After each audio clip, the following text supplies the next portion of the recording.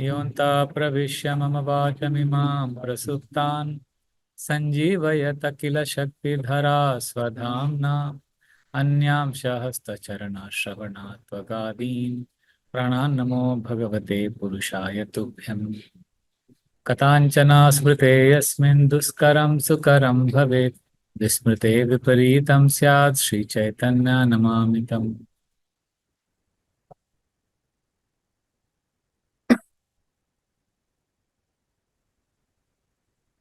Hare Krishna. Welcome to our weekly Srimad Bhagavatam class.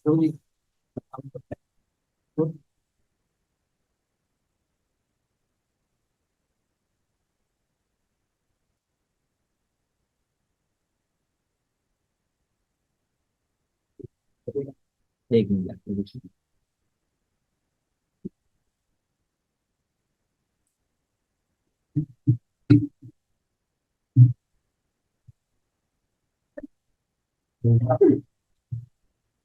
मैं बोला था ना आपको, मुझे यही प्रॉब्लम था। उसको बैठ लेकिन दो एक क्रॉस करें चाहे वो पीछे लेने की जरूरत है। इसको पीछे लेना पड़ेगा। और तो पीछे लेते हैं पीछे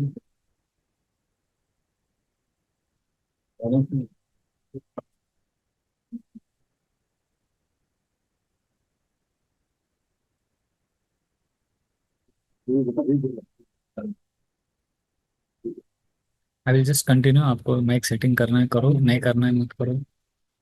So we are on the ninth chapter of the first canto. So this chapter is very interesting. We have discussed many important parts of this chapter.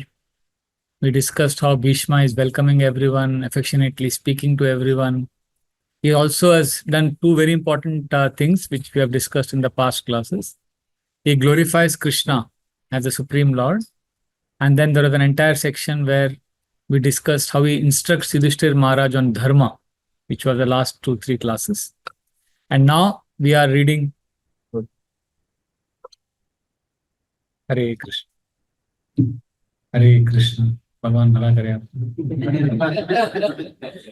Thank you. So now we are reading. So Yudhishthir Maharaj has been instructed on Dharma, how to lead a life, what to do as a king. All that is done.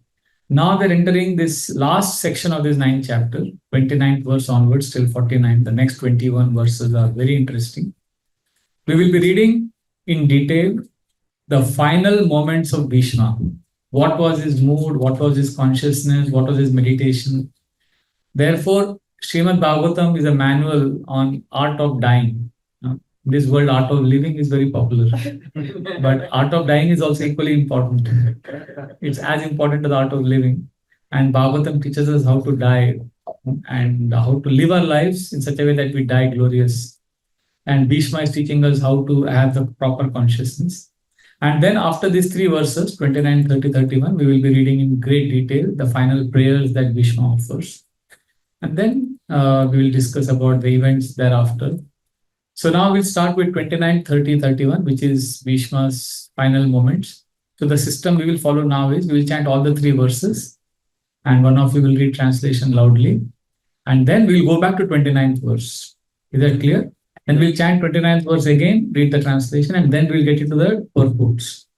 So as I told you earlier, our Bhagavatam Tuesday classes is where we are going to read all the purports and we go slow. That's why we sometimes take 2 classes for 1 verse. So we will read some paragraphs from the purport and then I will explain and then we can have discussions.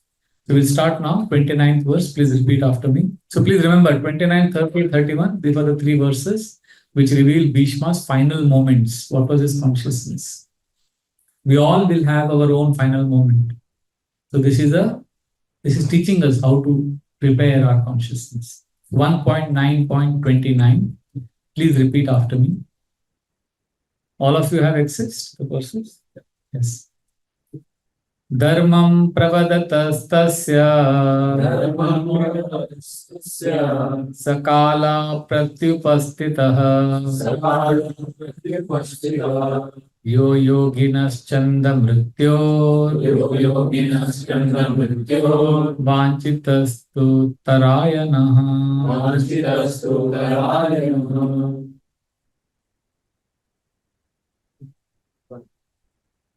While Bhishma Dev was describing occupational duties, the sun's course ran into the northern hemisphere. This period is desired by mystics who die at their will. 30.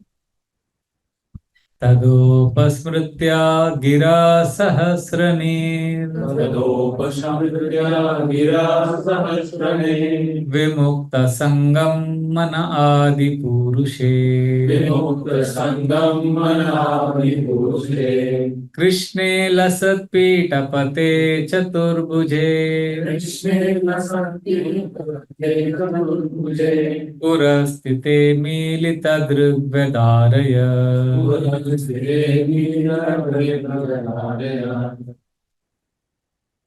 Thereupon, that man who spoke on different subjects with thousands of meanings and who fought on thousands of battlefields and protected thousands of men stopped speaking and, being completely free from all bondage, withdrew his mind from everything else and fixed his wide open eyes upon the original personality of Godhead, Sri Krishna, who stood before him, four-handed, dressed in yellow garments that glittered and shined. Yes. And the last verse of this section, 1.9.31. विशुद्धया धारणया हताशुभ तदीक्षे Vasu गतयुधश्रमा निवृत्त सर्वेन्द्रिय वृत्ति विभ्रम तुष्टावजन्यं विसृजन जनार्दनम्.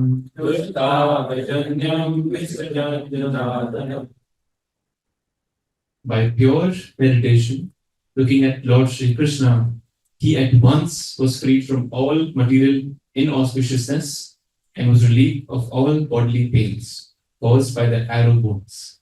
Thus, all the external activities of his senses at once stopped, and he prayed transcendently to the controller of all living beings while quitting his material body.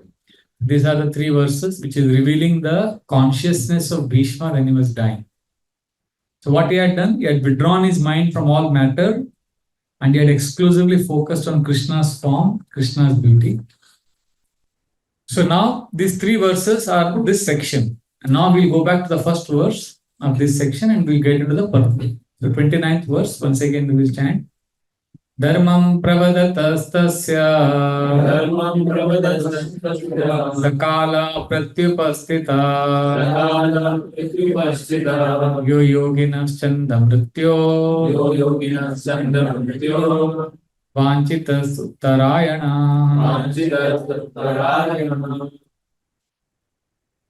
Yes.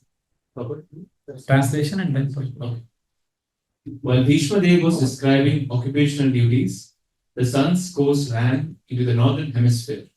This period is desired by mystics who die at their will. Purport. The perfect yogis or mystics can leave the material body at their own sweet will at a suitable time and go to a suitable planet desired by them. In the Bhagavad Gita 8.24, it is said that self-realized souls who have exactly identified themselves with the interest of the Supreme Lord can generally leave the material body during the time of the fire god's effulgence and when the sun is in the northern horizon, and thus achieve the transcendental sky. In the Vedas, these times are considered auspicious for quitting the body, and they are taken advantage of by the expert mystics who have perfected the system. Perfection of yoga means attainment of such supermental states as to be able to leave the material body as desired. Yogis can also reach any planet within no time without a material vehicle. The yogis can reach the highest planetary. We'll pause here. Okay. This is one theme here. If you see this entire paragraph and this entire section which we just now read, this is talking about how the great yogis. See, now we are talking about Bhishma dying, his final moments.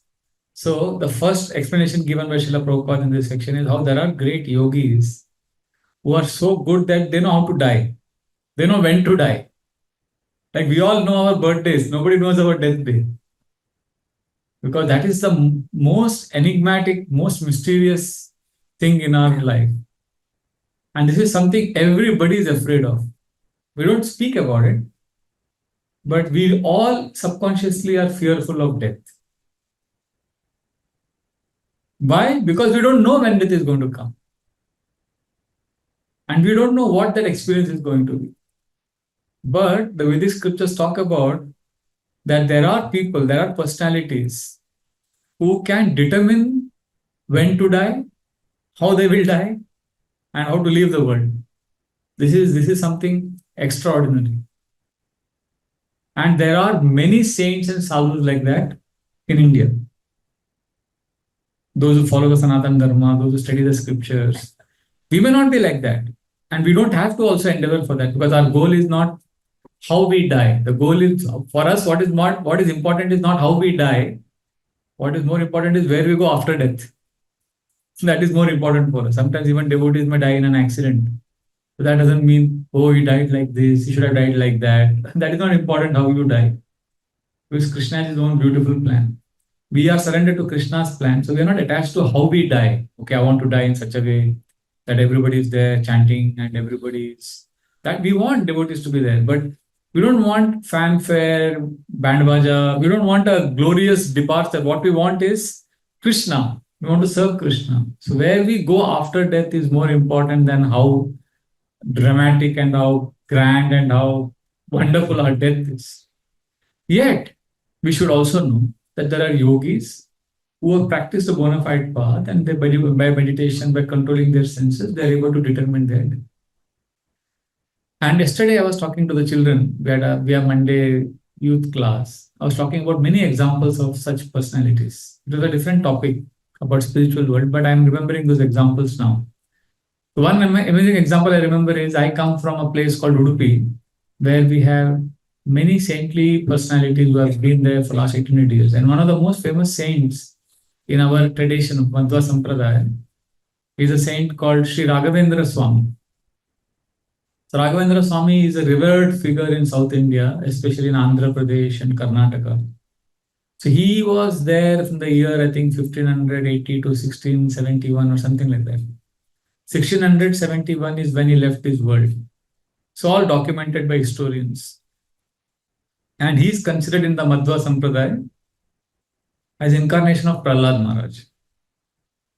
So from childhood, I remember we have grown up praying to him. Like even now I carry his samadhis, photo with me wherever I go. In fact, one secret I will reveal here. Every class I give, we chant Mangalacharan. Om Ajnana Timirandasya and all that mantras. And then you also chant with me. And then at the end I chant Yonta Pravishya, Dhruva Maharaj's prayer. Then I chant from Chaitanya Charitamrita. And then I keep quiet for a few seconds. I'm mumbling something. And you are wondering what I'm chanting. So every class, before that last prayer I chant is Pujaya Raghavendraya Satya Dharmarataya Cha Bhajatam Kalpa Vrikshaya Namatam Kamadin. This is a prayer where every Raghavendra Swami's follower, they chant. So I've grown up from childhood remembering him chanting. Our family, not just our family, everybody in our Udupi town they worship him as a great saint. So he used to do a lot of miracles. But he was different from, the Sai Babas that we have now. See, Sai Babas, they also do miracles, but they become God. But Raghavendra Swami used to do a lot of miracles to attract people to him, and then he should tell them that we should all surrender to Narayan. And he was very clear. We are all devotees of Narayan. Nobody is God. But Madhva Sampradaya very clearly differentiates that. So he was a very powerful mystic. Why I'm saying all this story is because this example of mystics dying, the greatest classic example is Raghavendra Swami. At the age of, I think, it was 90 or something, 95 or something, he told his disciples that I want to take life samadhi, which means I will sit, you build samadhi above me, around me, and cover me with bricks. And then they said, no, but you will die, and we can't leave without you. You are our guru. He said, don't worry about me. I will not die. I will be there. I will look at everyone who comes. I will listen to everybody's prayer. And till 2022, something, 71, 500 years, I'm going to be inside. After 500 years, I will go back to Vaikuntha. For 500 years, I will be here in the Samadhi looking at all the people who come to my Samadhi to offer prayers, and I will help them. In fact, 2 weeks ago, I had gone to Mantralaya because I was going through some family something. My mother told me, go to Mantralaya. So with few of my friends, I went there. Then I went to Tirupati also. So there also I went to that Samadhi. I remembered my childhood going there every year as Yatra. So this person, imagine, he is sitting and they make Samadhi above him and he's completely covered and he's saying he's alive inside and he's watching all the things that are happening. So 200 years, no, 300 years have passed, 350 years have gone. So another 150 years is there. He's going to be inside. So you may think no human being can survive. When the bricks are put like that and you're alone, you can't breathe, you will die. But there is a very amazing documented fact in East India Company's books. In 1800, the governor of Madras province was Sir Thomas Munro. So at that time, he was also the collector of Bellary district, which is where Mantralayam, this place comes, which is right now in Andhra Pradesh. So Sir Thomas Munro was very angry that these people of the Mantralayam, Raghavendra Swami Mutt premises, they're not paying their taxes. So he came there, they had negotiation, talking. So finally, the Mata people said, we are all simple pujaris, we are taking care of the Samadhi, we don't have much money, please don't tax us. He said, nothing doing, there has to be taxes, everybody is paying. But then he came, but they said, why don't you first take darshan of our Guruji Raghavendra Swami? So as a respectable, cultured British man, before entering that premises, he removed his shoes, he removed his hat, and he went in. So when he went in, and he went in front of that Samadhi where Raghavendra Swami Samadhi is and people are offering arti, there he started smiling. And then suddenly all of these people are watching that Sir Thomas Munro his first sentence he said was, good morning to you too, how are you? Nice meeting you. And then he's nodding his head, he's smiling, he's laughing. And then again he's saying something.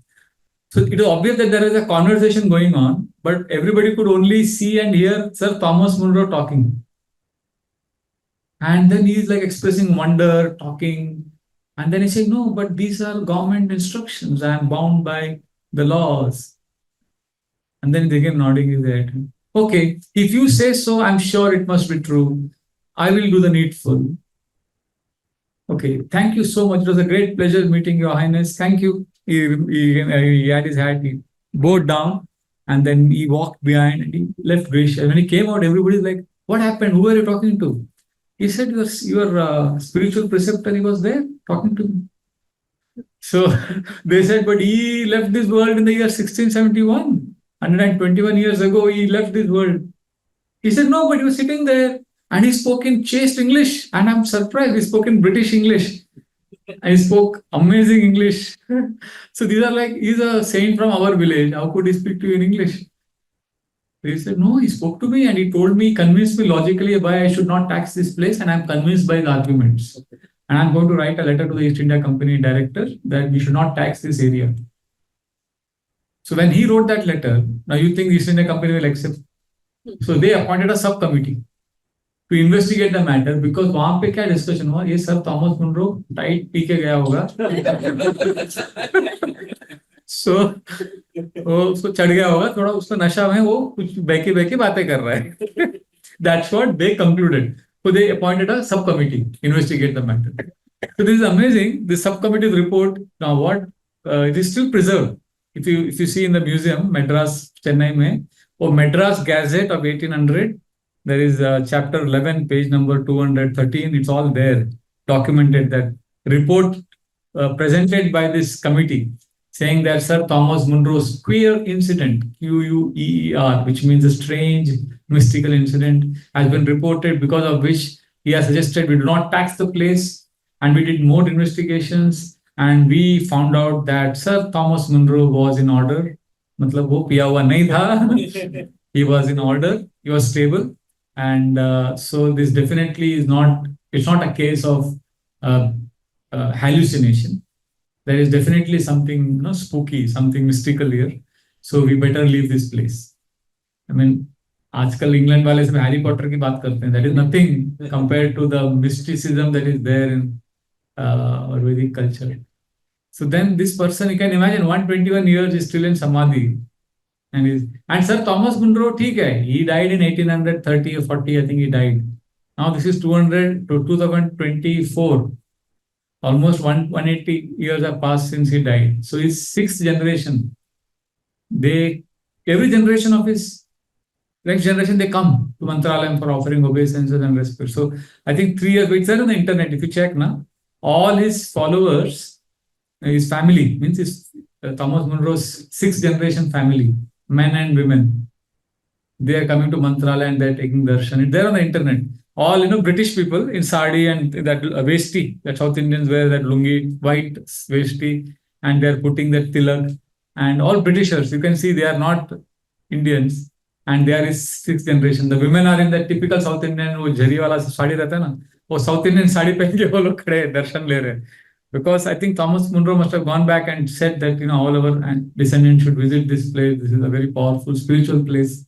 Whatever he must have instructed them, we don't know. I'm just saying this is one such small place in a small town in Andhra Pradesh. I'm just saying in India there are so many saints in so many places. So this is what Prabhupada is talking about, that there are saints, mystical saints like that. It is not for no reason that it is like that. But let's continue to read the purport, Prabhu. Wherever you stopped, you can read. From the point the yogis can reach.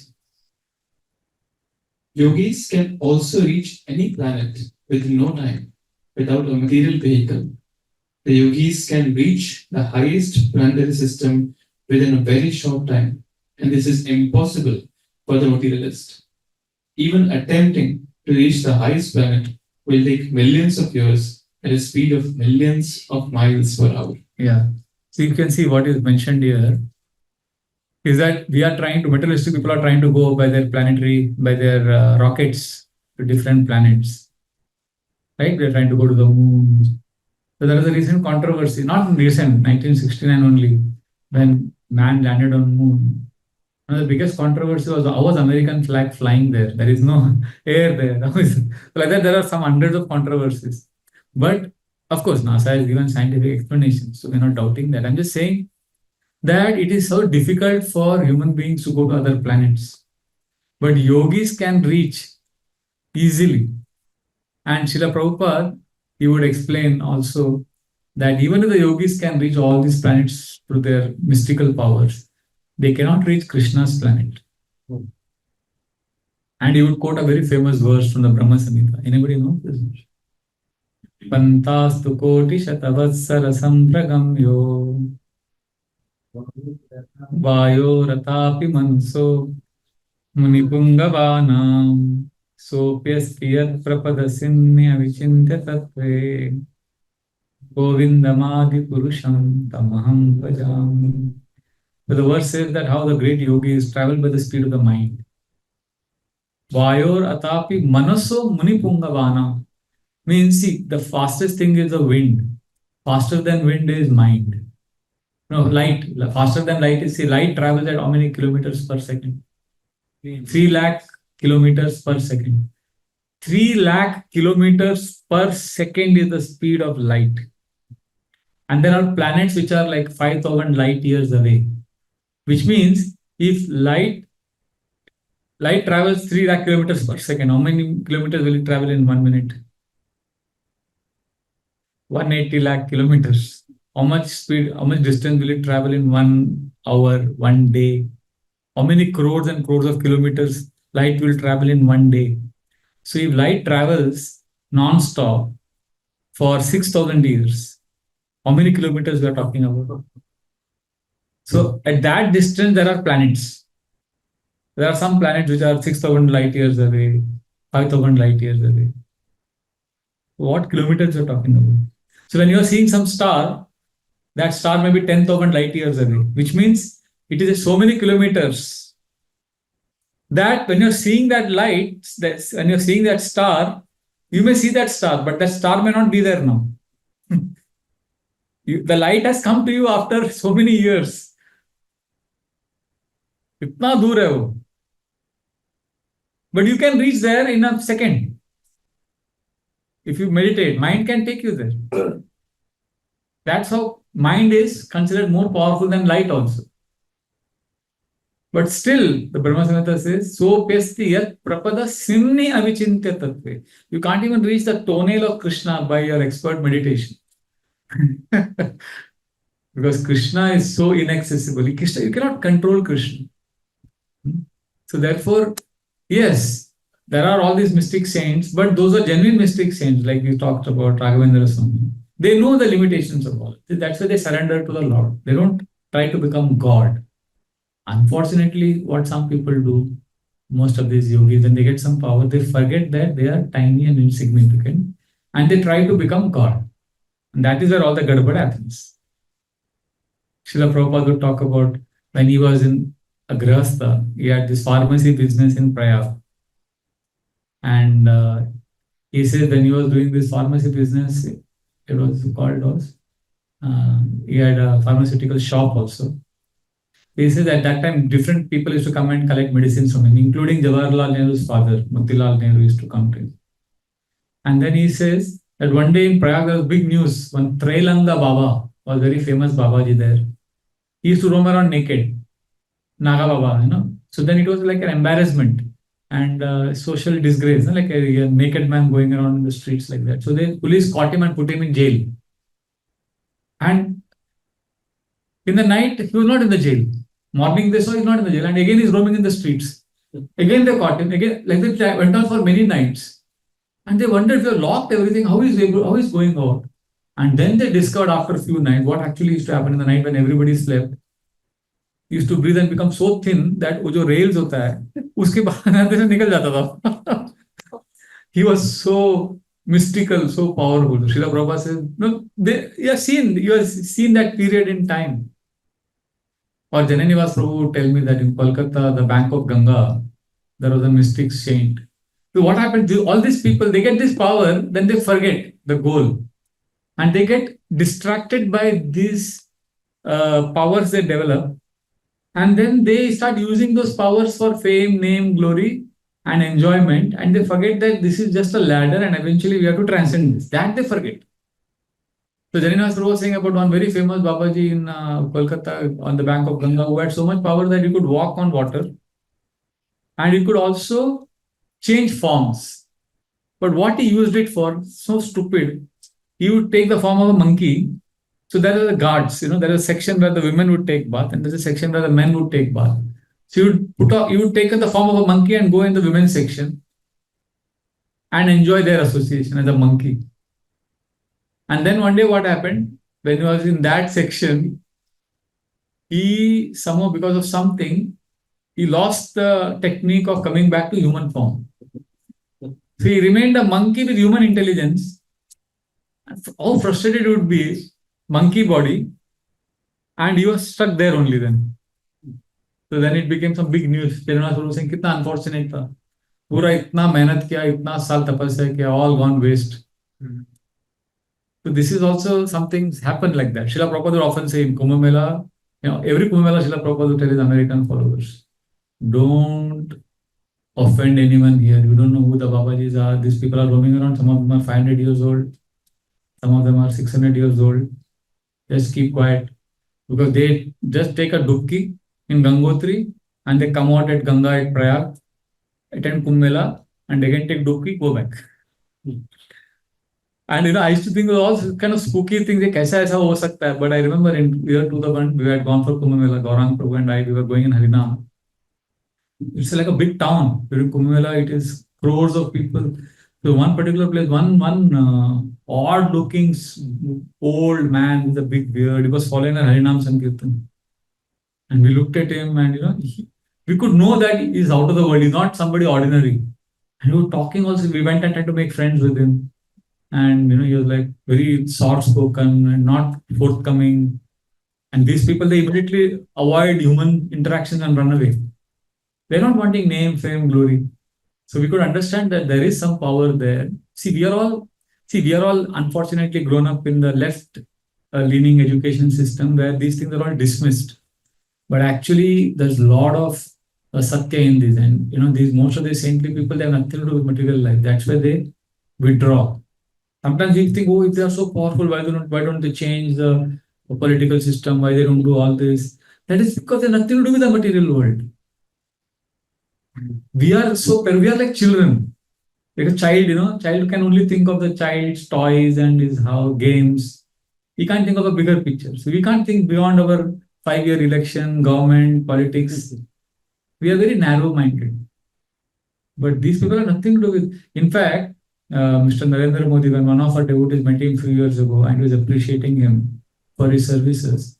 So Modi, being from the Sanatan Dharma, now politicians we can't trust them and they have their own problem. And I know we have to keep them at an arm's length. All that is another subject matter. But as a practicing or at least showing that he's a Hindu, Modi had the etiquette to touch his feet. Although he was a brahmachari, a devotee, ISKCON devotee. So this devotee became a little shy. He said, no, sir, आप इतना सेवा कर रहे हैं देश का, हम तो ऐसा कुछ नहीं कर रहे हैं. But then Modi said something interesting. He said, नहीं, आप actually renounced, आप actually सेवा कर रहे हैं. हम तो क्या है, हम ये सब कर रहे हैं, but eventually I have to give up all of this. He said this. I have to give up all of this and I have to renounce all this. When the devotee had told him that you are doing so much service for the country, Modi had the education and understanding to say that what this service, so-called service I am doing is temporary. Although you will never see him say that in a public forum, because he says this is eternal duty, this is what I am born for, this is what I will do. But being a Sanatani, he knows that yes, temporary, I have to leave everything. But then immediately the devotee had the humility to say that you can say this, but I should not tell you that. That is your greatness that you are saying and you want to renounce at a certain time. But I should not say that this is all Maya and you should renounce. So like this, there are very heartwarming conversations. So point I'm saying is, in India, in the Vedic culture is, we don't give any of these political issues so much importance and you don't give it more importance than our pursuit of liberation and getting out of the cycle of birth and death.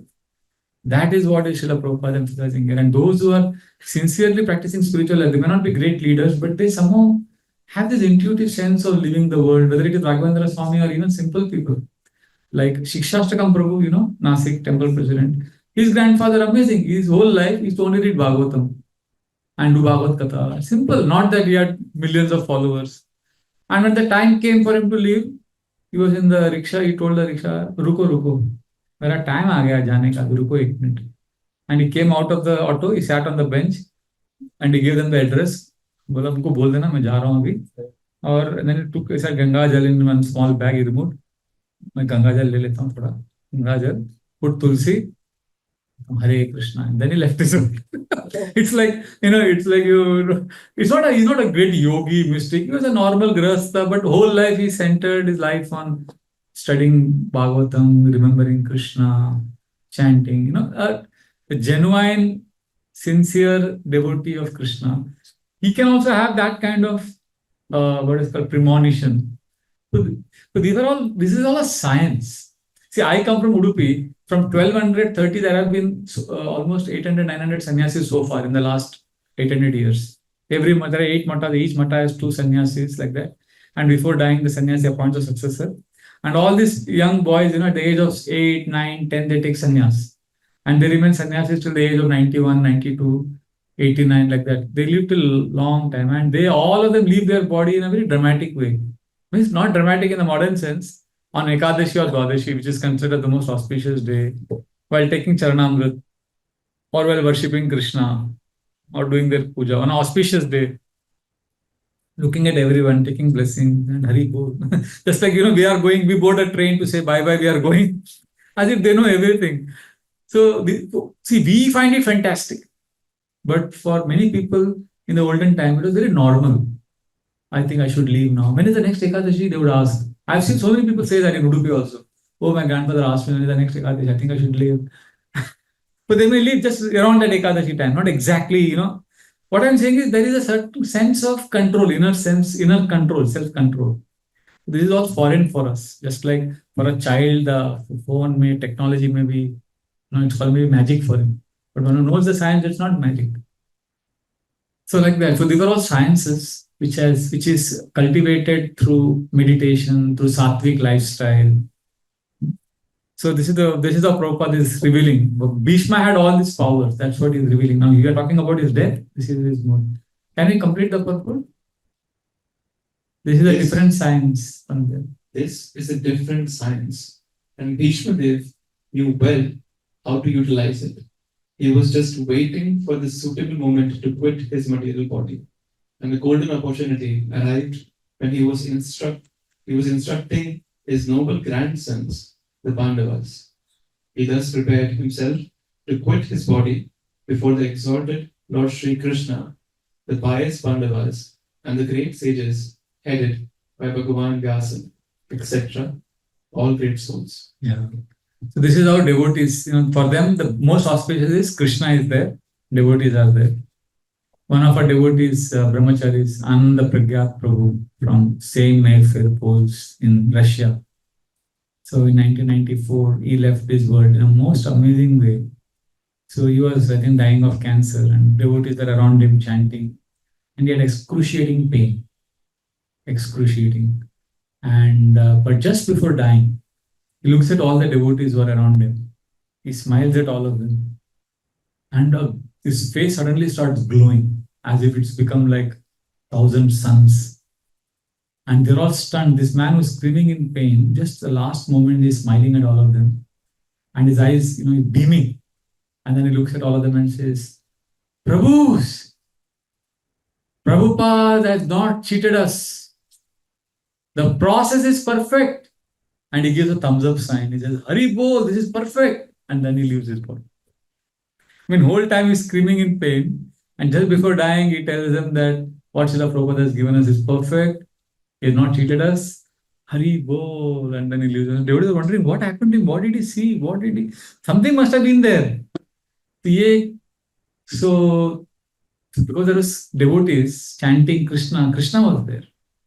Krishna was taking him. So he was with Krishna. We couldn't see that. Devotees can't figure out. These are all subtle sciences, which the Italian devotee, I forget his name, he was also dying in Vrindavan, all devotees were chanting. Our devotees had gone to chant for him. I forget his name. Because some sannyasis were also their Prabhupada disciples. He had, I think, he was suffering from a very deadly disease and again excruciating pain. And he was like, and then suddenly, just before dying, he's like smiling at all devotees, and in his Italian accent, Italian language, he's shouting. He saw something miraculous. So in Italian language, when you see miraculous things, you say, for miracle, they say Mariculo. So the last word he said was not Hare Krishna or Prabhupada. He just looked at everyone smiling with eyes becoming big. He said, Mariculo, Mariculo. So something miraculous. I'm seeing something miracle. Mariculo, Mariculo. And he died. And our Sudama Prabhu, one of our funny brahmacharis, he was saying, Merko lelo, Merko lelo. Merko lelo, Krishna. So, what was he experiencing? We have no idea. There is something amazing about death, which will remain an enigma till we go through it. So, I've done some research. I interviewed few people who had like reincarnation cases. Deep Kapadia's story, I put it in the book Journey of Self-Discovery. I interviewed him, went to Thane, and then I put it in Premji Prabhu's book. So, it's amazing stories about death. They're all enigma, but we can't have those mystic powers, and I'm happy we don't have them, because that way we are happy serving Krishna, being simple. Otherwise, we'll become proud of our mystic powers and we may forget Krishna. But there is something amazing. That's what Prabhupada is revealing in this purport, 29th purport, that yogis know how to die, and we just celebrate that. But what was Bhishma doing last minute? How he withdrew his mind and how he focused on Krishna. That is what is mentioned in the 30th verse. Can we chant that and read the translation and purport? Please repeat verse number 30. Tadopasmritya gira sahasranir vimukta sangam mana adi purushe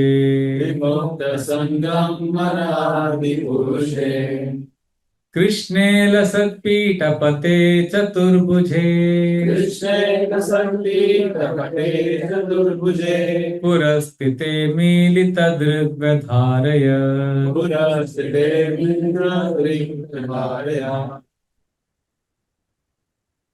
Thereupon, that man who spoke on different subjects with thousands of meanings and who fought on thousands of battlefields and protected thousands of men, stopped speaking and, being completely freed from all bondage, withdrew his mind from everything else and fixed his wide open eyes upon the original personality of Godhead, Sri Krishna, who stood before him, four-handed, dressed in yellow garments that glittered and shined.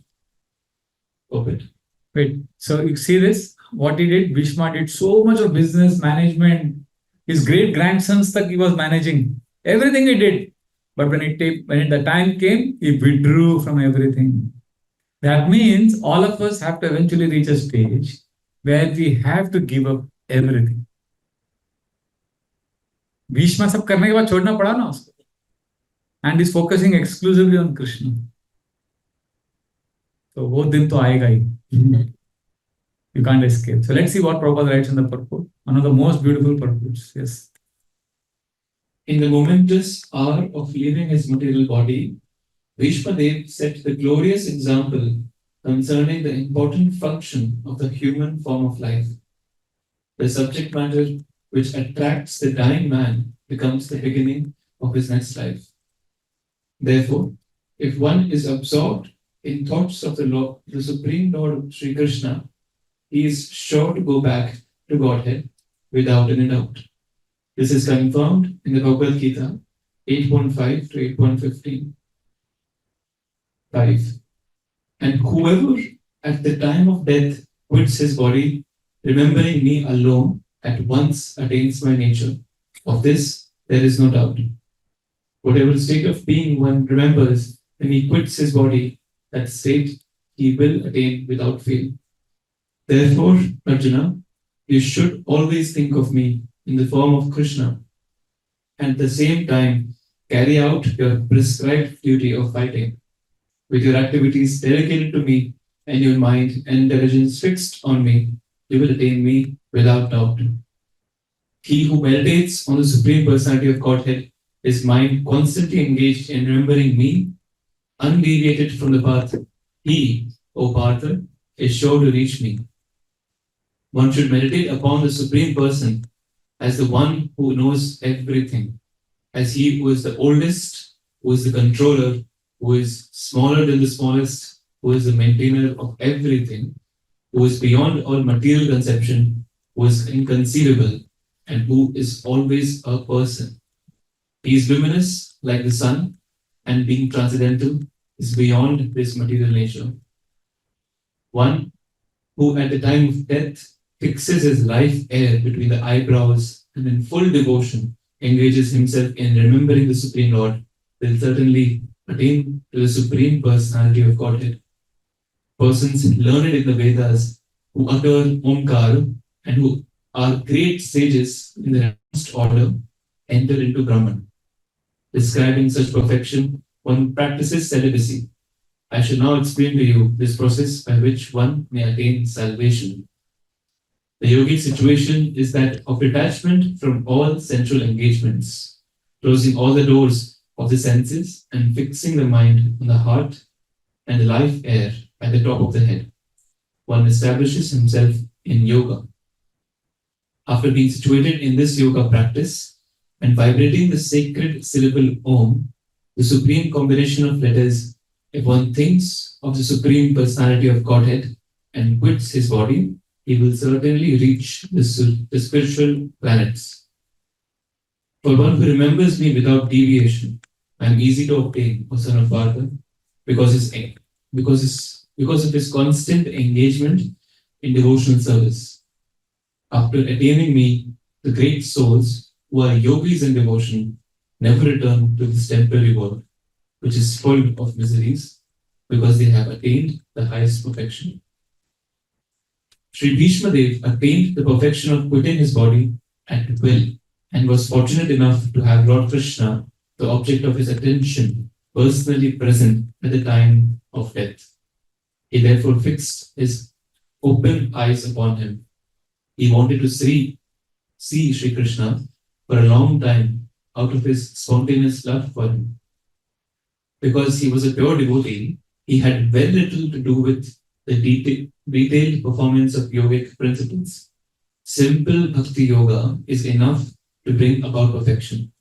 Therefore, the ardent desire of Bhishma was to see the person of Lord Krishna, the most lovable object, and by the grace of the Lord, Sri Bhishma had this opportunity at the last stage of his breathing.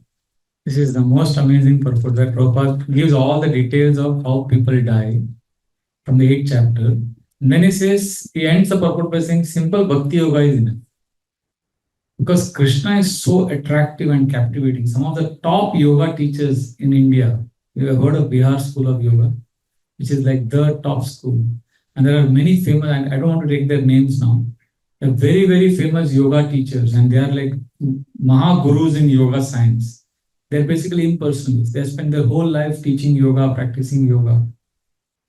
But during their last moments, this is all recorded, Arati and Anmol, who are teaching yoga at Govardhan School of Yoga, they were telling me that almost all these yoga pandits and scholars, last days before their death, they asked their followers and their disciples who were next to them to read Bhagavatam. Please, we want to remember Krishna. Because the rasa hai, what Krishna can give us in our heart, that experience, nothing and nobody can give. Especially when we are in pain and when we are suffering. The experience that Krishna can fill our heart with, nothing else can come anywhere close.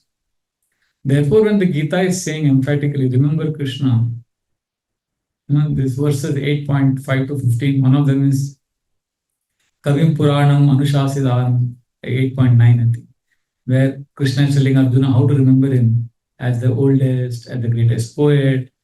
So there, if you see, the whole idea is we have to ultimately reach a stage where we can remember Krishna. But please understand this very, very important point. Remembering Krishna is not an intellectual exercise. It is not that, okay, I'll close my eyes, I'll remember Krishna. Okay, Krishna is like this. Krishna is like, no, it's not like that.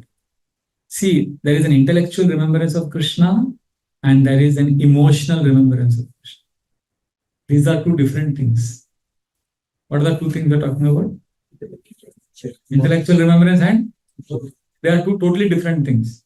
Intellectual remembrance is okay. At what age Krishna went from Vrindavan to Mathura? 9 years, 11 months, okay. So where was he born? The jail of Kamsa, okay. Then we went there. And then after that he went to Siddhipuri Muni's ashram. Then he defeated Jarasandha 17 times. All this is, and we remember all of that, and then we fall in love with Krishna's biodata. This is Krishna's biodata, what all Krishna did. Krishna has how many types of flutes?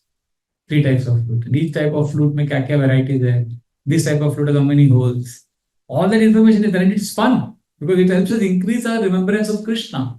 But ultimately, this remembrance is a stepping stone. Ultimately, this is intellectual remembrance has to evolve to emotional remembrance, which means how did Krishna help me? What happened in my life? How Krishna helped that devotee? He was suffering. Krishna, you were so wonderful. He was going through so much difficulty and you helped him. This is also remembrance of Krishna, but you see, there is emotions here. See, emotional remembrance is what makes remembrance deeper. Like we had this memorial for this Mataji who left her body. So everybody was speaking about it. In the end, we called the son to speak. So the son said, he began with intellectual remembrance. My mother was born in a small village. She got married at the age of 14. And I was born when she was 17. And then she worked very hard. So all that she's saying, how she came from village to Bombay, some intellectual. But then she said, how we were growing up, there was a lot of poverty. She would eat once in 3 days so that we could eat. The emotions started coming. His eyes became moist. And then as he described her glories, he was crying. So you see how the remembrance was not, it was different now. So emotional remembrance is what we want to cultivate. So every day we need to remember, how did Krishna show up today? This is one journal. I did journaling workshop. We didn't have time for this. This is one of the best exercises we could do every day. How did Krishna show up today? ऐसे एक कागज लिखो एक first page में लिखो, and then every night before sleeping you see that page. First few days there will be nothing to write there because आदत नहीं है ना. You will see that paper, at least see that page every night before sleeping, and then see that blank page and go to sleep, no problem. After 1 week, every night sleeping, seeing that blank page, one day suddenly you will see, Krishna showed up today because I was, in this car and we had a narrow shape. There was a small accident. I survived. I could have easily met with an accident. So Krishna showed up by, I think, putting the car away. So one day you'll write one incident. That time will come when sometimes in one day you will have 5, 6 examples of how Krishna showed up today.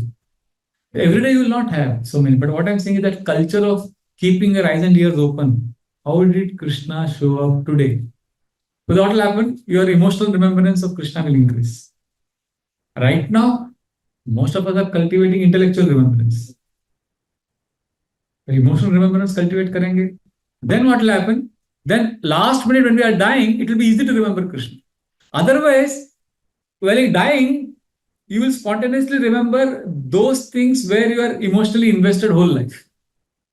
So you can't say, okay, during death I will remember Krishna, now I will do what I want. No. During death you will remember that thing which you remembered whole life. For example, God forbid if your house catches fire and you are outside the house and then you are coming and you say, hey, ghar ko aag lage. First thing what you will shout? Mera bachcha. If your child is inside, the person thing you are attached to the most, you will think of that thing inside that house. Or if you are attached to a laptop, mera laptop hai, mera phone hai. So when the body is also dying, it's like catching fire. So when death comes, first thing you'll remember is that which you're attached to. So if you have cultivated remembrance of emotional remembrance of Krishna, it will be easy to remember Krishna. So therefore, what we are doing now through our Bhakti Yoga practices is every day we are trying to remember Krishna emotionally. Like I'll give an example. Today I had dressing of the deities, Tuesday. So after dressing, thank you Krishna for giving me a chance. I could have, at this time of the day, if I was not a devotee, I would be doing something nonsense. But you are so kind, you allowed me to come and do this deity worship. 2 minutes भी नहीं लगता ऐसा एक prayer offer करने. And then again you are busy whole day. Then around 10:30, 11 you pause. After 4, 5 hours of running around, take a deep breath, sit in some Vajrasan or Padmasan or Sukhasan. Just sit. Put an alarm for 10 minutes. Close your eyes. Take a deep breath. Chant Hare Krishna and then say, Krishna, thank you. The last 5 hours were so eventful. I had a nice exotic breakfast. Then I called this devotee. It was his birthday. I wished him. And then Krishna, this devotee said something nice about me. It was you who sent this devotee to encourage me. Thank you, Krishna. It was a wonderful 5 hours. Now, till 3 o'clock, I have meetings. I have this work. I have to meet that person. I come back to again at 3 o'clock. Thank you, Krishna. It's like, you have your girlfriend, boyfriend, lover. You call that person. If you're in a different country, you call 10 times in a day. So here is Krishna, our eternal lover. And he's always available. It's not that you can call him only, like one of my friends, he's 45 years old. He's studying for some exam, some accounts. He wants to rise in his corporate career. So he took 1 year off to study for these exams. And then he had to study intensely. So he went to another town where the exam center was there. And at one night, he felt very lonely. He was gripped by that because what if I don't clear this exam? He has a very good family. His children are very good. Small children. Wife is very nice, understanding. So what happened at night? He called his wife because he panicked at the middle of the night around 1:32 because he's studying whole night. So his wife was kind to him. She heard him and he said, I'm feeling very lonely. Will you be there if I don't clear this? We have these debts and all that. And she kind of assured him. So they spoke for 45 minutes. He felt very relieved. But just before he was hanging up, she said, we could have spoken all this in the morning also, no? Around 10 o'clock. She didn't chastise him. She understood he's in stress. And he also knew that she's absolutely justified. She could have actually chastised him also. But then she was kind to him. So he also knows that what she did was right. He's not complaining. But after 2 days when he met me, उसके मुंह से निकल गया. प्रभु जी थोड़ा disappoint हो गया मैं. She ultimately said this. मतलब he wanted that complete acceptance. He didn't get what he wanted. Because then I told him, Prabhu, but she's also a human being. And all of us have 4 defects, imperfect senses, all that Bhagavad Gita. So you also have defects. You have to understand and be sensitive. But Prabhuji, but I was lonely. I was about to get nervous breakdown. I needed that support. She is nice, she is kind, but I was disappointed. So I told him, Prabhu, at that 1 o'clock, you had picked up your beat bag and you had shed a drop of tear and said, Krishna, I love you. Krishna, please help me. Krishna would not have said that, why are you calling me now? You are disturbing me now at 1:30 in the night. Can't you talk tomorrow morning? You take bath and then come and sit in front of the altar. Krishna, nam, Kali Vijay Sarvashakti. What is it? Tatrarpita niyameta smaranena ka. There are no hard and fast rules for coming to Krishna. You can't, Krishna will not say, snan karke nahi aaya, ganda hai, chi. No, Krishna just wants us to turn to him. And when we do this whole life, then when the time comes to leave, we are like, it will be amazing. Everybody else will be wondering, Are itna sukhi kaise hai? Mar raha hai. That's the amazing thing. When devotees were crying around Prabhupada, when he was leaving this world, Srila Prabhupada was smiling. He said, do not think this won't happen to you. And he was completely cool. The devotees were bewildered. And Srila Prabhupada is saying, Kuj Ichchani. And the biggest shocking thing for the devotees was, just few days before leaving this world, you know what Srila Prabhupada did? The devotees are totally bewildered. Srila Prabhupada is smiling at all the devotees and saying, let us have picnic at Govardhan. So he's telling devotees to take him to Govardhan in palanquin. And the whole devotee community there in Vrindavan was divided into two groups. Jagada ho gaya, intense this fighting. One group is saying, this is Prabhupada's desire. We should carry out. And the other group is saying, if we carry, we will die. His body is completely gone and that road is very bad. We can't carry him. The other group is saying, no, but this is his desire. And Prabhupada, they are coming to Prabhupada. They say, these are all rumors. Giriraj, we'll have picnic there, we will chant. वो अलग ही level पे. So devotees were completely torn apart. Then Prabhupada's godbrother, I think Narayan Maharaj, Keshav Maharaj, I think he came and said, Bhaktivedanta Swamiji, Maharajji, look at your disciples, how much suffering they are going through out of love. Both parties are loving you. But then Prabhupada looked at them and he smiled and he said, okay, I will reduce your anxiety. Let us not go. I will be here only. Because the other party said, we will not take him. Only he says he doesn't want to go. Otherwise, we will take him now.